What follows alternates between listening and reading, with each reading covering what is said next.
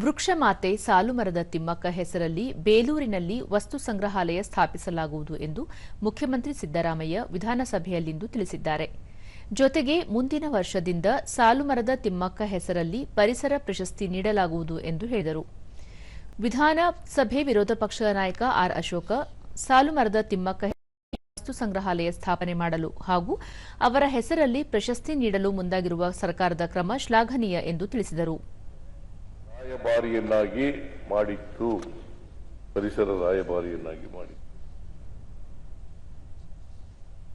ಗಂಡ ಹೆಂಡತಿ ಇಬ್ರು ಕಿಲೋಮೀಟರ್ ಗಟ್ಟಲೆ ಆಲದ ಮರ ಹಾಕಿದ್ದಾರೆ. ಇವತ್ತು ಸಾಲು ಮರದ ತಿಮ್ಮಕ್ಕ ನಮ್ ಜೊತೆ ಇಲ್ಲ, ಆದ್ರೆ ಆಲದ ಮರ ಇನ್ನೂ ಬದುಕಿದೆ, ಇನ್ನೂ ನೆರಳು ಕೊಡ್ತಾ ಇದೆ. ಅಲ್ಲಿ ಹೋದಾಗೆಲ್ಲ ಜನ ಹೇಳ್ತಾರೆ ಇದು ಸಾಲು ಮರದ ತಿಮ್ಮಕ್ಕನ ಮರ ಅಂತ ಹೇಳ್ಬಿಟ್ಟು. ಆ ತರದ ಒಂದು ನೆನಪಿಟ್ಕೊಳೋ ಅಂತ ಸಾಕ್ಷಿ ಗುಡ್ಡೆಯನ್ನ ನಿರ್ಮಾಣ ಮಾಡಿದಂತ ಒಬ್ಬ ತಾಯಿ ಸಾಲು ಮರದ ತಿಮ್ಮಕ್ಕನವರು.